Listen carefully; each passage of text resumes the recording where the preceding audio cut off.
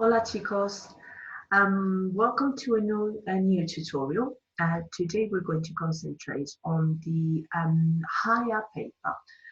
We're going to be talking about the 150 words writing for the Spanish higher paper.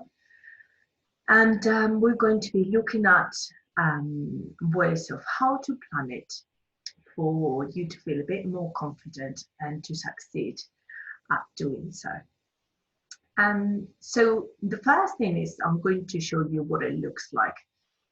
And as you can see, it's slightly different to the 90-word writing in the sense that it has only 2 bullet points. So straight away, just by looking at it, we can see the difference. But also we can see that, of course, we have to write double the amount of words.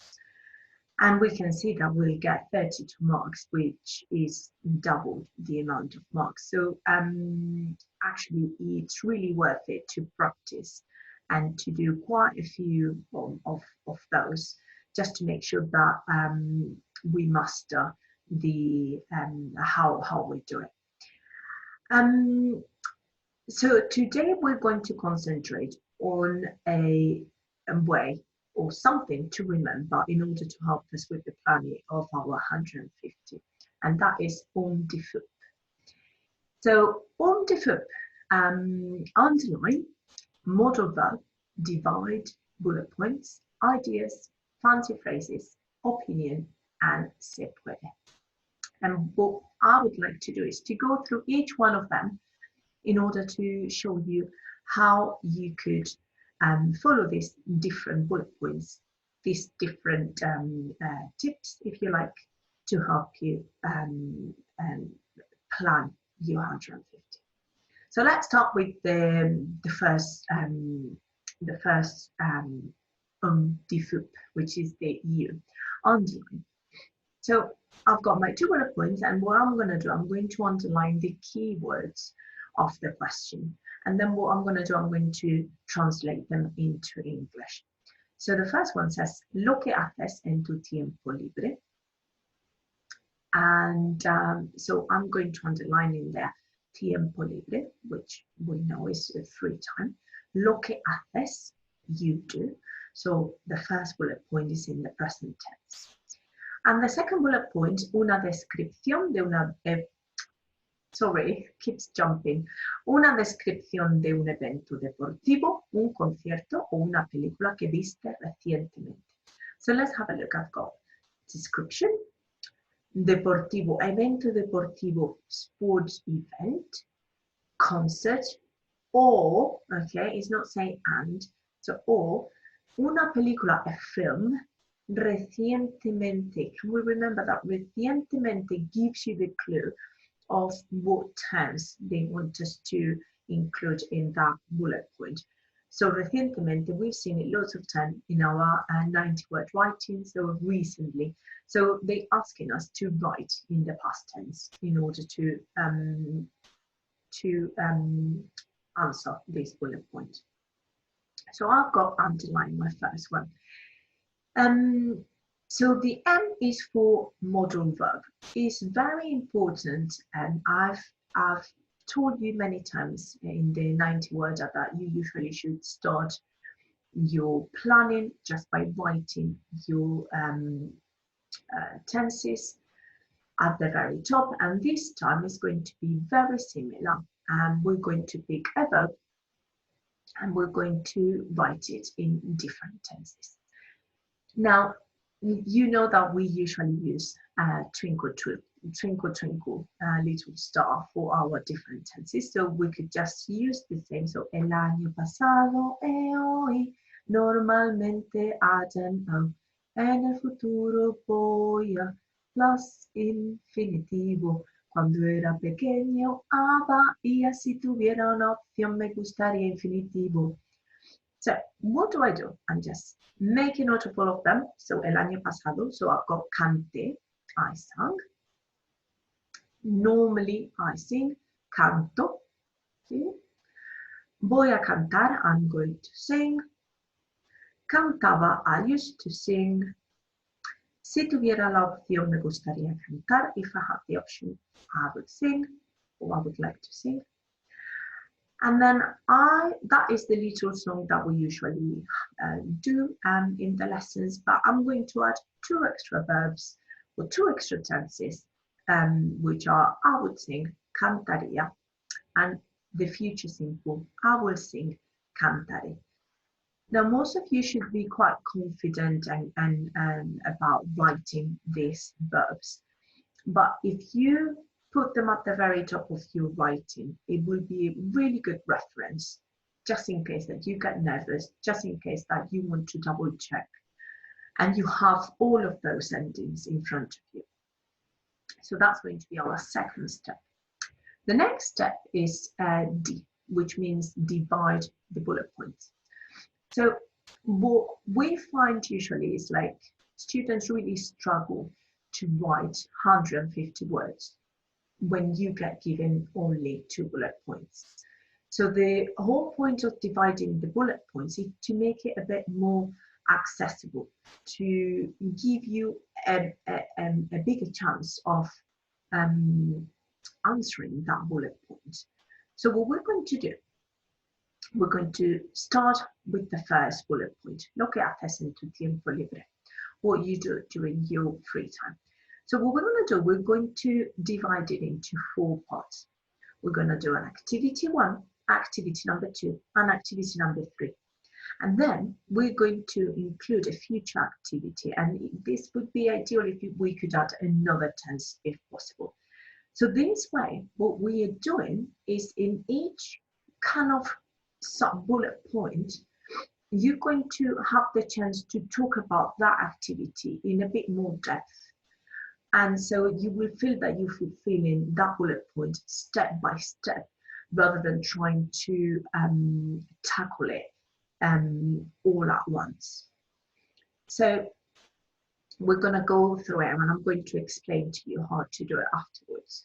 But if you have that in mind, dividing that bullet point into 4 sub-bullet points, then it will be much easier for you to start writing later on. So the planning at this point is very important, and I would recommend you to spend 10 minutes planning. And although you might think that 10 minutes is a long time, it will be very worth it, because then when you get to start writing, you will feel very confident. You will have really clear ideas and clear language that then you can just use in a nicer way and clearer way. So that would be our first bullet point. The second bullet point is very similar, because this task is quite similar in that sense. So it has a very similar, the way that I have divided the bullet point is very similar. But if we had in a bullet point something like advantages and disadvantages of something, then it would be very clear that we could do advantages in one, disadvantages in another one, and we could put also opinions and future ideas. Okay, so let's move on to the next one. We have now ideas. So at this point, once you have divided your bullet points, what we're going to do is think about what kind of ideas I'm going to include in each bullet point.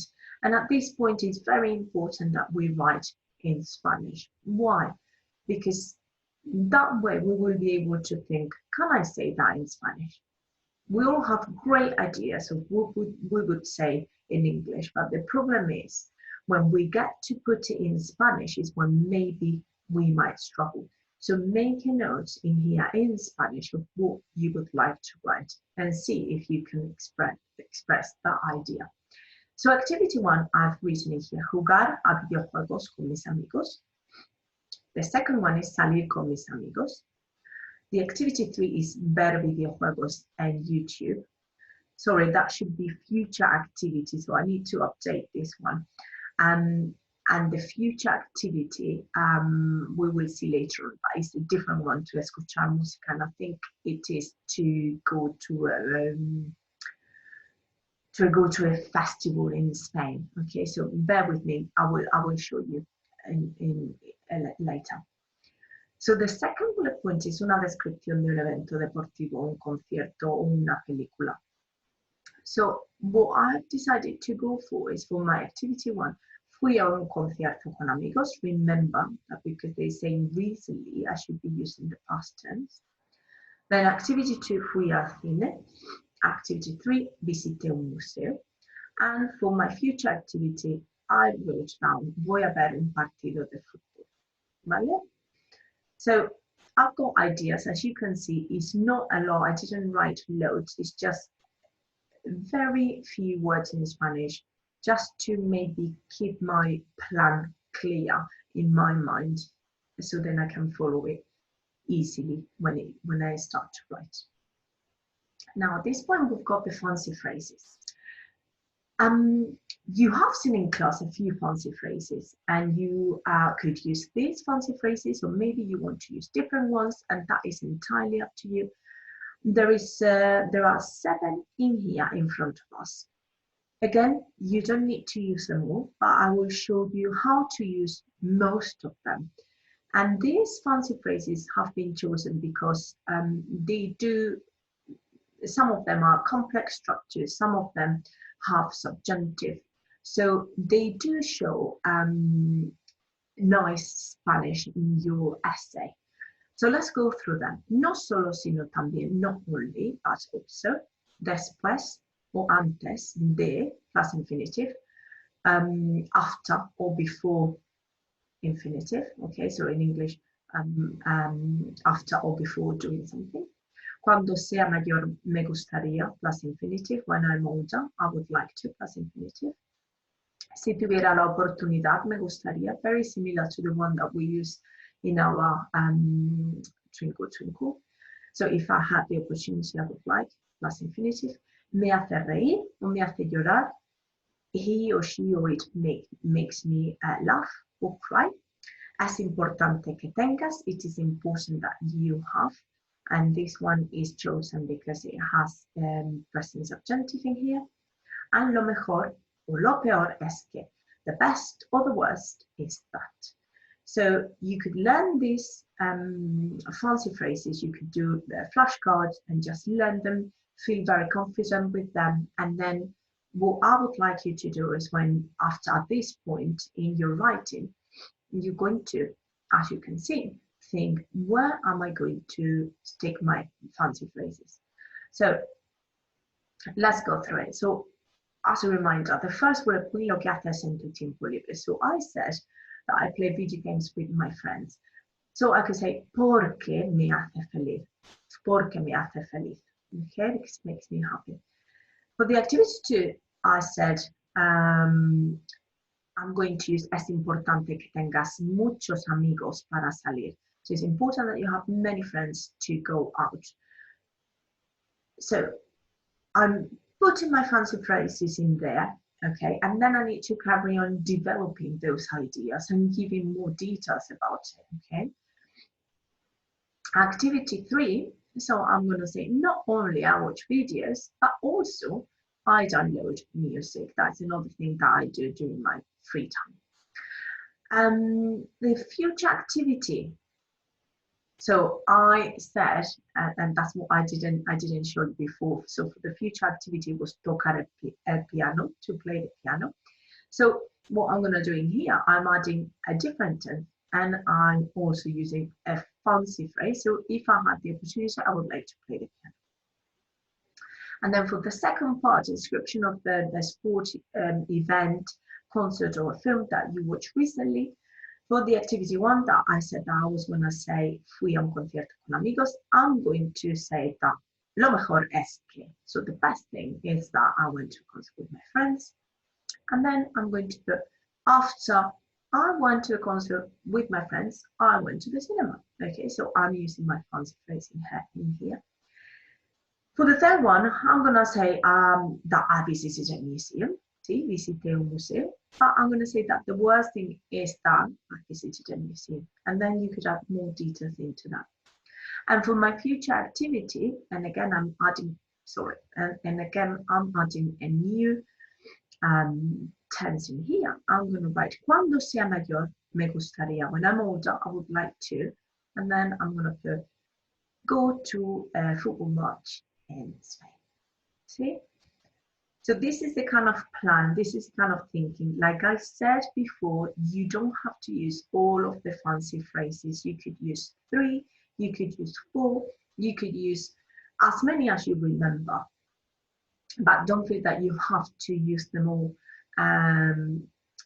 because you don't have to, and you might not even remember all of them. But like I said at the beginning, the more you practice, the more confident you're going to feel putting it together and also planning your 150. It will take less and less time the more you follow this plan. Now the O in UMDIFOOP or UMDIFOOP is for opinion. So it's a really good idea to start your bullet point, the answer of your bullet point, by introducing like an opinion phrase.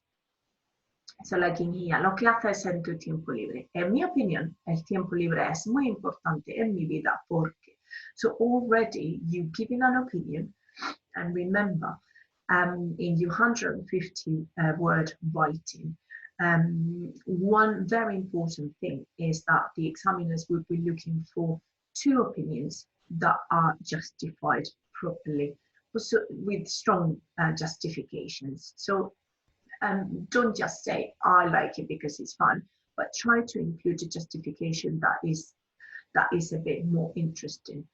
So like in here, I start saying, in my opinion, free time is very important in my life because what could we say? But maybe you can say because it makes me happy, because I can spend time with my friends. So the examiners want to see something a bit more complex, that the simplicity that we used to with the 90 word writing. So you could also start saying, diría que, I would say that hay muchas cosas que se pueden hacer durante mi tiempo libre, that should be pueden.